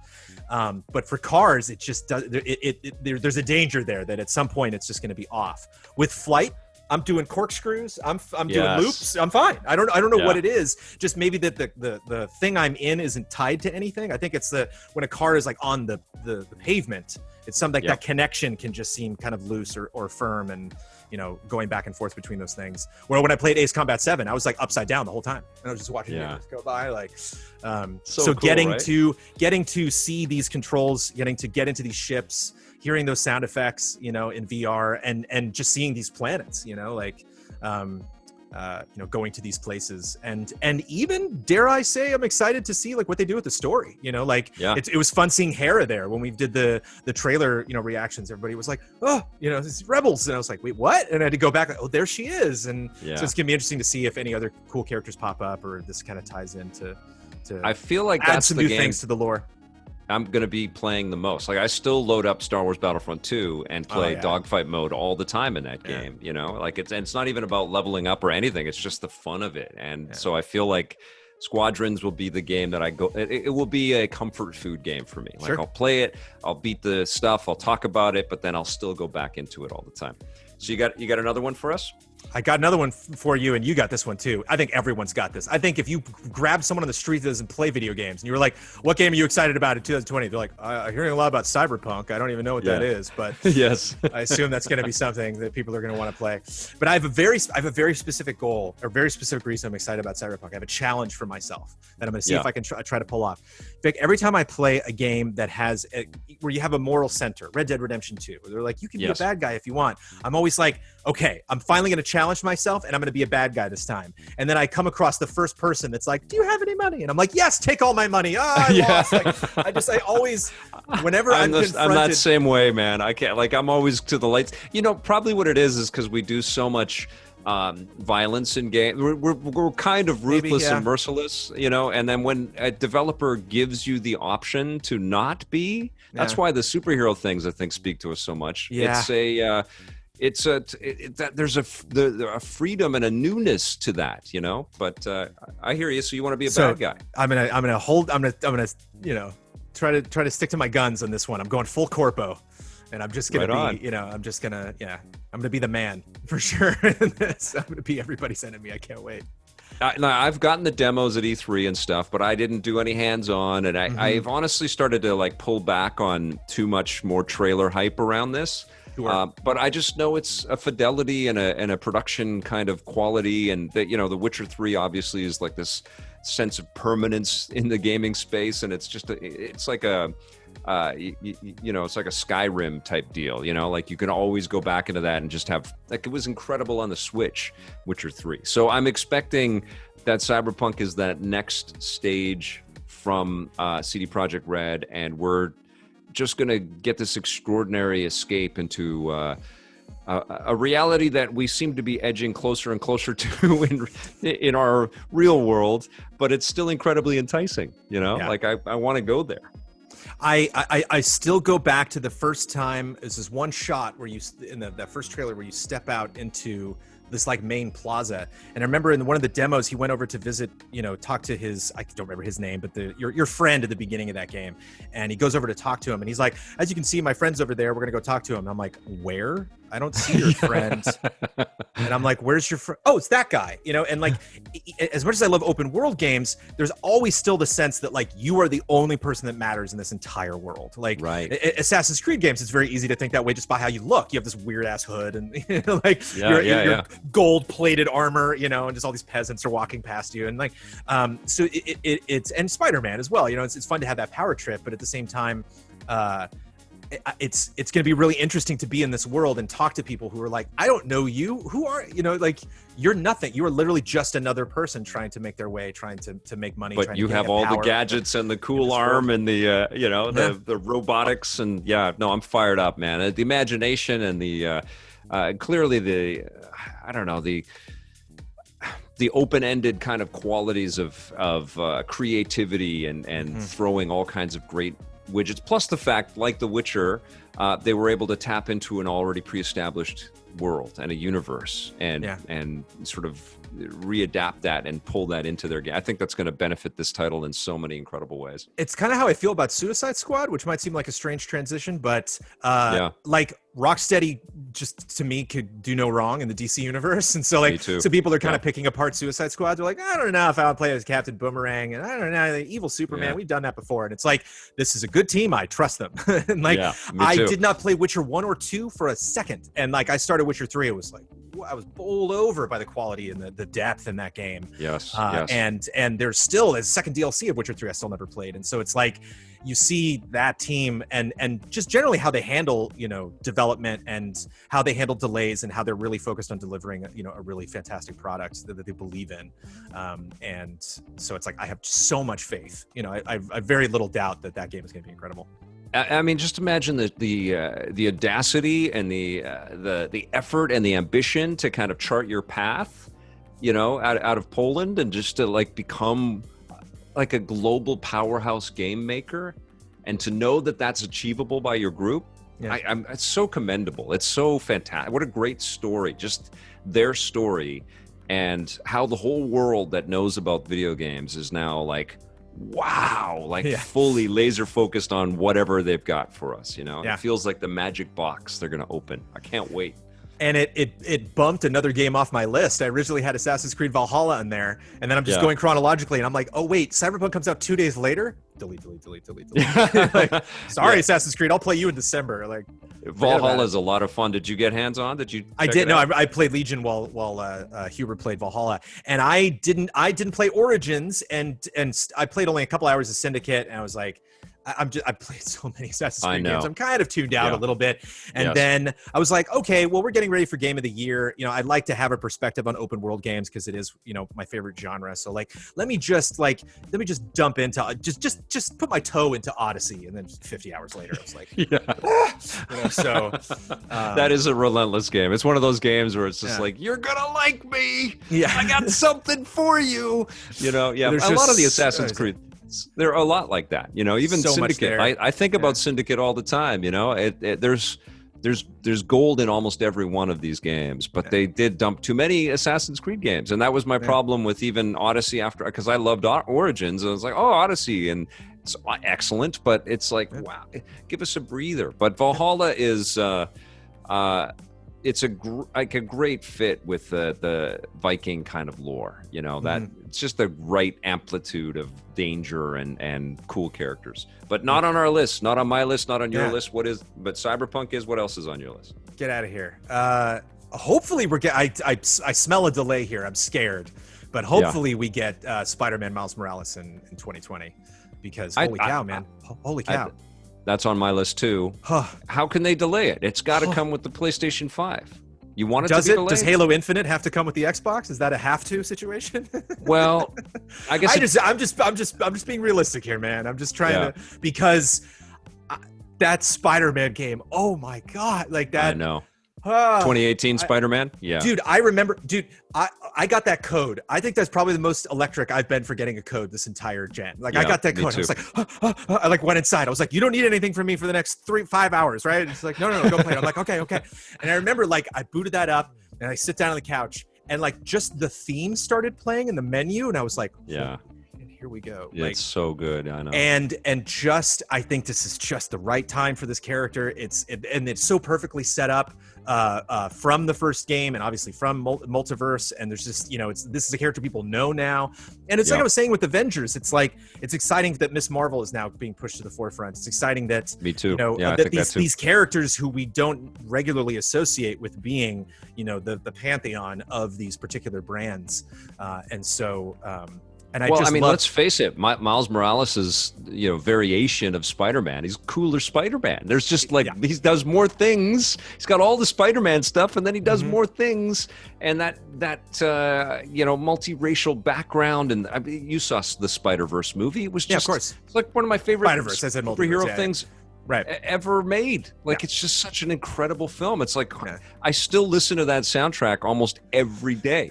I still, like, that's the first thing I say, hey Siri. I'm not going to say it because it's going to do it. I ask it to play the Spider-Verse soundtrack all the time, and just the flavor of that universe, and we get to play in that. I cannot wait. But you think they're going to delay it? No, I'm just prepared just in case, you know, because we haven't really seen anything, you know, like we still don't have a concrete day, do we? That's no, because it's all tied to the launch, it's so it's just everything. The price we still don't know, and there's just a lot of new console stuff that's still. It seems like Sony every now and then have to be like, we are releasing it this year, and it's like the fact that you had to say that like 8 times. It makes me. Was Spider-Man your favorite game of 2018? Was that your game of the year? It wasn't necessarily my goatee, but like it was probably to that date the most satisfying superhero game that I'd played. You know, just in terms of. And I love the Arkham games, but there were just some stories, some hit or miss stuff. And I'm much more attached to Batman. And so, like, you know, there's a lot of, that's what you did with Mad Hatter. You know, there's a lot of that going on that, like, I don't carry into Spider-Man. But I think one moment that really stood out for me with Spider-Man that I was chuckling while I was doing it was you go on a date with Mary Jane where you go back to her apartment and she makes food. And with open world games, I love time of day. And that took me a little bit of time to adapt to, that they don't do that in Spider-Man. It's locked in on one specific time until you move the story forward. But the more I played it, I started to think, well, time of day is kind of silly in open world games anyway. Days don't move that fast, and so they try to kind of simulate like the feeling of, oh, the sun's coming up, I should probably go to bed or do something else, or, that's all I got done in one day. Where when I was actively going towards Mary Jane's apartment, it was still night. It was still the time of day for when we set this date. And so I'm like, well, it would have only been 40 minutes or so since I last talked to her on the phone. So that is kind of matching real time. And she finally calls me and she's like, okay, I'm back at my apartment. I got the food. Come on over. And I was like, all right. And I'm like, let me go do this now, because I want to do this as Peter Parker, because I'm in the character right now, making that decision in this open world. So and good. I'm webbing over there and a crime pops up and I'm like, I got to go to her apartment, and it was like in that moment, I'm like, wow, from how they dictated the story to how they set up these little mini game extra things that you can do in the world, they just made me feel like Spider-Man. They just really put me in a position where I had to make a decision about these characters as that character. And it's one of the things that made, Spider-Man so popular when he was created and still so unique, is that he doesn't have the confidence of a Superman or of an Iron Man or, and so with Miles, it's cool to even dial that back even further, that like he's done this for maybe a month, and so one of the little details they added is I love that, like when he does a backflip, he's kind of flailing, he doesn't necessarily have the form that Peter has. And that's what's so great about, Spider-Verse, is just that the tutelage, just seeing that relationship between those two, that, Peter's passing on his knowledge to somebody who is just as green as he was, when he first started out. And, when Spider-Man 2 came out, Activision's Spider-Man 2, I forget it was Treyarch. That's when it hit me that Spider-Man's the best video game character. Yeah. Like he is the best character in games. He's an incredible comic creation and an incredible movie character, but he's the best character in games because it's just a gas to do anything as this character, anything, just to walk down the street as Spider-Man is just so fun. And Insomniac nailed that with the amount of population that you walk past, and everybody wants high fives and pictures. The only knocks I had about the game when I reviewed it is that it stood on the shoulders of all the great Spider-Man games that had come before and the Arkham games, and so that there was a permanence about the experience, there was a familiarity with it. Yeah, but it was my game of the year, even though I think God of War came out that year. There were lots of other excellent games in the running, and I gave it a 9.5. I didn't give it a 10 out of 10, but now I'd give it an 11 out of 10 because I couldn't put it down. Like I finished it, I beat it, I played all the DLC, and anytime anybody mentions Insomniac Spider-Man, I want to stop everything that I'm doing and go back and play that game. And so when I scroll up on Twitter, I would boot it up and just web for 10 minutes and then turn it off and be like, that was good. That was good stuff. Yeah. And the photo mode and all that stuff that they elevated with like all of that, all of the voice acting and the music and all of the production threading. Now you've got me freaked out that they are going to I'm delay. I'm just trying to, all that's been happening in 2020 is shoes dropping all over the place. I'm just trying to. I got my umbrella out, man. I'm just. Well, I'll tell you this: if they do delay it, it's because the character deserves it. Don't rush this whatsoever. Yeah. If the reason, and we don't know, guys, like anybody that's watching this, Brandon and I don't know if that's happening. Not based on a damn thing. No, but if they do, I would almost be okay with it because I know they would just make it a better game. And Miles Morales and that Spider-Verse that they're creating deserves it all, and the thing I often say about that Spider-Man game that they developed is, and it's a wonderful success for Insomniac and for PlayStation and for Sony, but it's such a crying shame that the whole world doesn't get to play that game anywhere that they want to. Like, I feel like that game should be on PC and Stadia and Xbox. Like, it should just be anywhere. Switch, I don't know how they do it on Switch, but it should just be achievable. And because it's like the MCU, it's that level of, but you're Spider-Man. Like, they really just crushed it. I'm excited. I'm excited to see where the story goes. I think that, like I said, they just did a great job of setting up his character in that game. And it's just so very clearly like That's why I was like, okay, well, the sequel is going to be called Spider-Man 2, and now there's 2 Spider-Man. And I love that, like, even before, I mean, obviously that sequel's coming, but I love even before they did that, they're like, we can't wait. We got to give this guy his own game.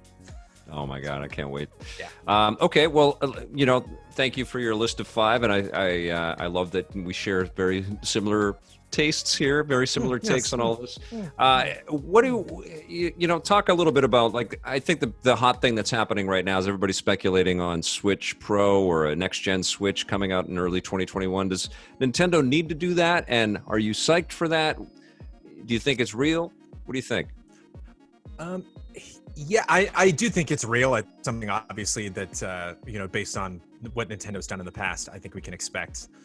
Because, I mostly play the Switch docked, but the Switch is still a handheld console, and we get at least 1, if not 2 or 3 or 4, or at least 2, if not 3 or 4 different handheld versions of the consoles that they've done in the past.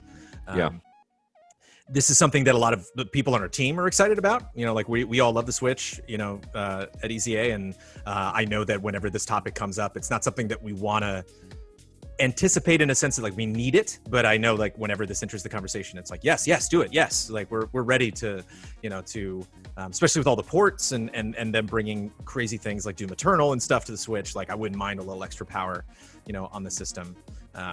But I don't know if necessarily more power would be the really exciting thing. Like we mentioned earlier, I missed Street Pass that wasn't brought from the 3DS to the Switch. So, like, I wonder if there's other functionality they could potentially bring, to the system. But having been given the light, I think it was smart that they did that first. I think that's maybe the thing that a lot of people were looking for, because it doesn't surprise me when people, the Switch is their only console, especially if they have kids. And so the light, made sense at the time. But I think it's time for. It could be time for a new Switch. That would sell very well, I believe. I think so too, and I think the light kind of showed that you can have, because there's a lot of people that own the original Switch and the light. There's a lot of people that want the varietals, right? And they're going to get this new one. What do they have to do to make it the machine that everybody upgrades to, and how do they navigate that? And I mean, are they going to play the classic Switch games, and will there be noticeable improvements on if you bought Doom 2016 for the Switch, will it look better on the new Switch 2? Like, how do you think they deal with all that? Sure, yeah, just a general performance thing. If Nintendo told me they were improving their online infrastructure, I don't know if I would believe them. So I don't know if that's something they could necessarily sell beforehand. But I mean, the dirty thing is to have exclusive content, to have to say Breath of the Wild 2 is only on this brand new Switch. That would be super dirty. I don't necessarily see them doing something like that with a big release like that, but I don't honestly, Vic, I don't know. I don't have a really poignant, like industry focused answer for you, because I've been so happy with this system, and when I upgraded from a PlayStation 4 to a PlayStation 4 Pro, it was less from a position of like, boy, this is going to be great and finally make all of my gaming dreams come true. It was just, I don't want to miss out. I don't want to. And I was super naive when that happened initially, because there were a lot of people that would reach out to us that were still playing on their base PS4, and they were like, dude, Control is just unplayable on this thing. It's like, all you do is playing on your PS4 Pro, don't know what we're dealing with. And and I only had one code for the game, so I'm like, I'm not going to buy it like on my, on a separate console as well, just to check it. So I definitely feel that now, that there is a difference between those two systems, and I would hate for that to happen, with Switch owners, with, the children of the world, still playing on their original Switch, which is a wonderful console, but then playing some game that just doesn't perform or doesn't work, or, that is, God forbid, it is exclusive. But then you want there to be some exclusive, because, when the new 3DS came out, there were only like 5 games or something like that, or less, that were really just only for that new platform and took advantage of the hardware capabilities of that platform, even though it was a much better 3DS than what had come before. And so I don't know if that's as much of a win either, right? Because if you went out and got that new thing, you'd want there to be. It's what Series X is, I think, struggling with right now with Halo, right? People, they want to sell that hardware, but Halo's got to.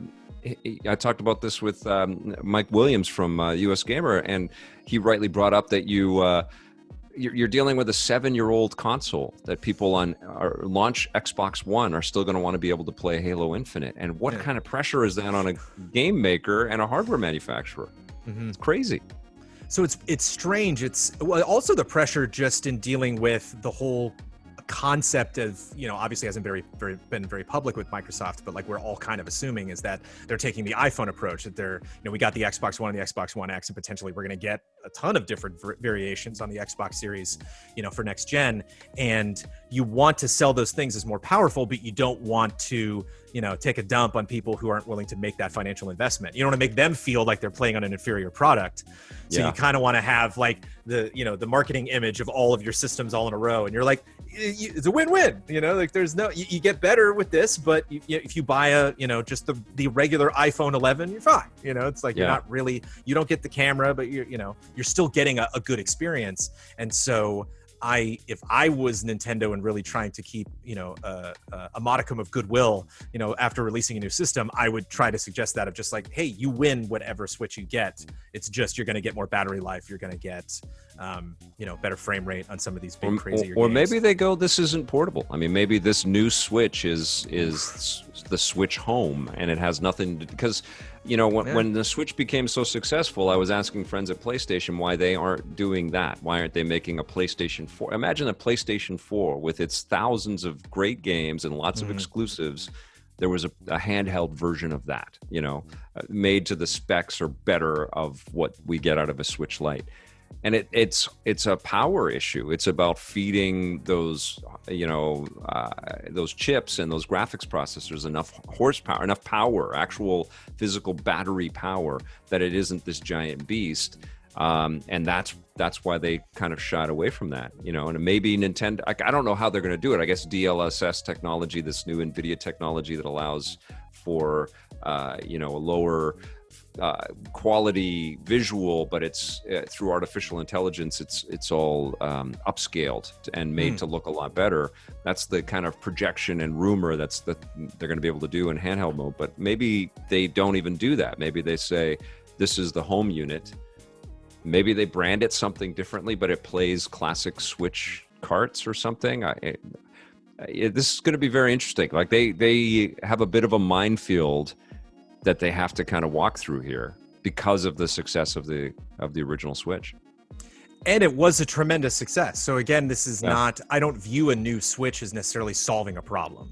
Right. I think they've had a lot of really, really excellent games. There's a lot of franchises that I've previously totally tuned out of, just in the, the Nintendo catalog that I'm now invested in. And I'm not even kidding, Vic. The first time I held a Switch in my hands, I was like, cool, when's Animal Crossing coming out? It's like, there were some things I'm really excited about. And I played that system a ton. So I would be wary of them approaching it by being like, finally, the thing that's going to undo all of these mistakes we've made. And rather just like, oh, hey, here's another option. But at the same time, I don't know how much investors, how much, executives at Nintendo would need something like that to sell demonstrably better than the other two systems, or if it's just like, hey, it's an option. I think they don't make it a Switch. Honestly, I think they make the home unit, and it's a powerful thing that plays Switch. And then they come out with a portable version of that in 2 years, as opposed to constantly trying to do, I don't know. I mean, I don't run their business. And one of the great things about Nintendo is we can rely on them to completely confound us and confuse us and surprise us with the decisions that they make. But yeah, very interesting dilemma that they've crafted for themselves. They don't ever need to make another like portable only line of, they can't really ever, like they're a one machine forward-looking company, like when you look at it, right? Yeah. Unless they did something crazy and brought back a Game Boy and brought that brand back, and I don't know. They sure have a lot of options available to them, but with the Switch, they've kind of shrunk it all in one kind of direction, And it's so fascinating, man. Like I'm really curious now to see what they're gonna do, and we'll find out. Probably right around when the PlayStation 5 is launched is when all the hype will start to hit. I would imagine, right? Like they're gonna, because they're talking early 2021. So if they want to take the wind out of their competitors' sales at all, is probably when they're going to start dropping the info. Yeah. Well, we'll see. We'll see. Okay, my friend. We had a good chat here. Oh, we had an excellent chat. Yeah. It's almost like we hung out. I know. I love it. It's almost like I actually got to spend some time with you in person. I think we have to plan for that, but I think we have to plan for you to come back maybe after the machines are launched. Maybe after. Oh my goodness, a chance to play our 5 most anticipated games. How does that sound? That sounds fantastic. Maybe we can bring in a few more of your allies as well, which would be a lot of fun too. Yeah. Well, I appreciate you so much for coming on. Everybody, this is Brandon Jones, and you can watch his work and all of his colleagues' work on Easy Allies, which is youtube.com/Easy Allies. Yep, and we're on Twitch. We have a website too. Our schedule is in everyone's time zone. It changes to your time zone on our website. So if you're curious what we're up to, you can just go to our website. Awesome. Well, keep up the great work, my friend, and Thank you, sir. You as well. Congratulations again on being a parent and fatherhood. And he's probably woken up from his nap. My shift begins right now. Well, we'll have a great time with that, and we will see you very soon. Take care of yourself, and thank you all for watching. We'll see you with new content very soon, and until then, play forever.